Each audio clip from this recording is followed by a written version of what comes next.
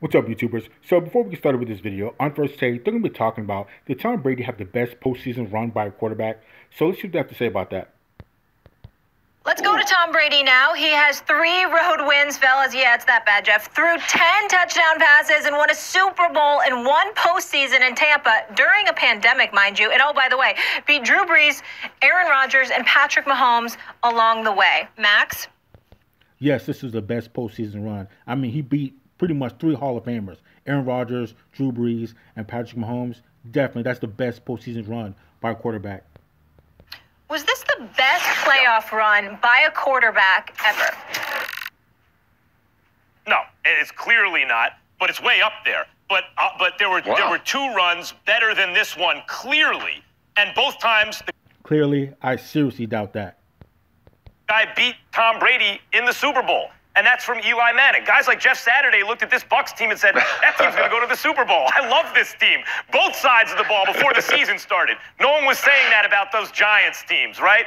Then Tom Brady has every weapon you want, and he's playing in the Super Bowl ultimately against a line that's been decimated by injury. I never thought the Chiefs should have been favored. I liked them to win. Oh, come on, Max. Stop with the excuses for Patrick Mahomes and the Kansas City Chiefs. It doesn't matter. It wouldn't even matter if they had both of their starting tackles there. They got beat up so bad, it wouldn't even matter. Stop making up these excuses. I thought Mahomes would work miracles in a comeback again, but you know, not because of the shape that the Chiefs were in. Think about Eli Manning's runs, Jeff. The first time, he faces a 9-7 Bucs team with Jeff Garcia, a real NFL quarterback on a 9-7 team, beats him on the road. Goes to Dallas, beats Tony Romo in his prime on a 13-3 team on the road. This isn't Heineke and a 7-9 team. This isn't the end of Drew Brees. This is Romo in his prime on a 13-win. I'm sorry, let me cut him off. Jeff Garcia was trash. Tony Romo was trash too. Tony Romo didn't do anything in the league. He was lucky to even make the playoffs when he did. And it took him 10 years darn near to get to his first playoff game. I can't believe Max is actually saying this. Team. He then goes to Lambeau and beats Brett Favre on the road. And then Tom Brady in his greatest season with Randy Moss, 50 touchdowns, with Randy Moss, undefeated, about to be crowned the greatest team in sports history, better than any Yankees team, better than the Jordan Bulls, and Eli beats that team and wins MVP. And then, Jeff, he did it again in 2011. The same thing. He beat Alex Smith on a 49ers team that was a devastating defensive team, 13-win team. He beat Aaron Rodgers at Lambeau, 15-1 that year, and then beat Brady again in the Super Bowl. Both runs by Eli were more on an inferior team compared to this Bucs team. Didn't get to host the Super Bowl. Beat Brady twice, who's the GOAT, right, in his prime. Those are the 2 best Super Bowl runs ever. Then this run by Brady. No, I have to disagree. I would say pound for pound, I would say Tom Brady's is better because he went through 3 Hall of Famers.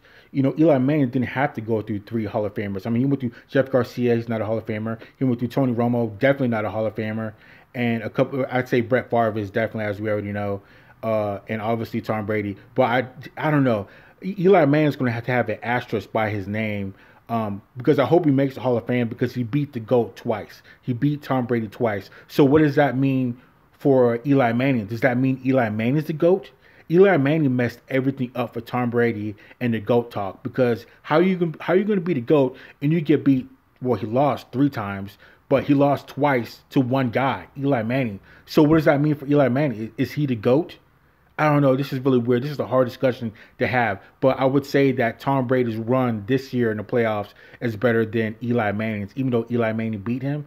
Because, like I said, Tom Brady had to go through straight 3 Hall of Famers and one guy that's very hot right now in Patrick Mahomes and just tore him up. So, I don't know. This is kind of a hard discussion.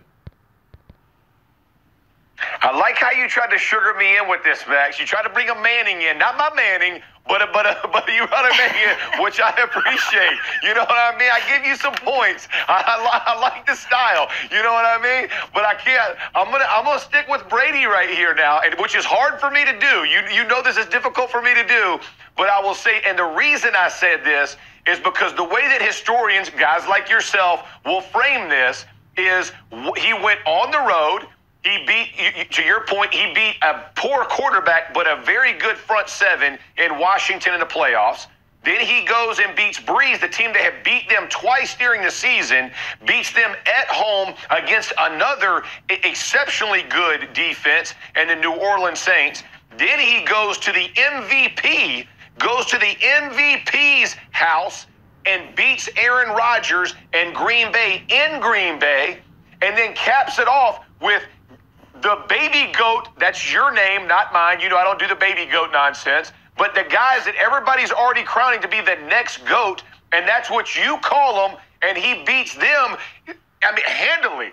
And so when we start passing out these things, it seems like they always frame it in quarterback language. So I'm giving it to you in your language. Okay. How I look at the games is completely different. I think Todd Bowles, MVP, held Mahomes to 9 points. That's pretty spectacular. Every one of Brady's championships has been a top 10 defensive football team. This is no different. But I don't look at it any different. I think Eli had some really good teams. They got hot. It looked good. We give all the credit to quarterbacks. So when you go on the road and beat Brees, you beat Brady, you beat Mahomes and Rodgers, all two NFL MVPs, and that run, that's pretty spectacular. That is very spectacular. That's what said pound for pound. I know Brady only had to go through 4 teams with 3 Hall of Famers on him, Aaron Rodgers, Drew Brees, and Patrick Mahomes. I know that's all he had to do. And Eli Manning had to go through, 6 teams when he played because he beat the GOAT twice. But like I said, pound for pound, I would say this is probably the best postseason run by Tom Brady with beating those, knocking down those Hall of Famers and another good Washington team. But let's look at it. First of all, the Bucs were firing on all cylinders. They had an elite offensive line this year, top 5 in the league. They had an elite defense, and they were facing a line with 3 starters missing, including both tackles. Okay, so Todd Bowles is a genius. He didn't bring the pressure. They blitzed under 10% of the time. They got pressure on dropbacks over 50% of the time. Why would he send anyone? What that means is you're always on the run for your life, and also no one's ever open, right? But Tom Brady through this plus extraordinary. You're right. But let's really match it up.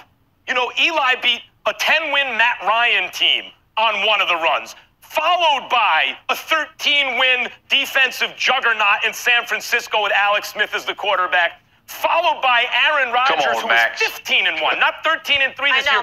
Those guys aren't Hall of Famers.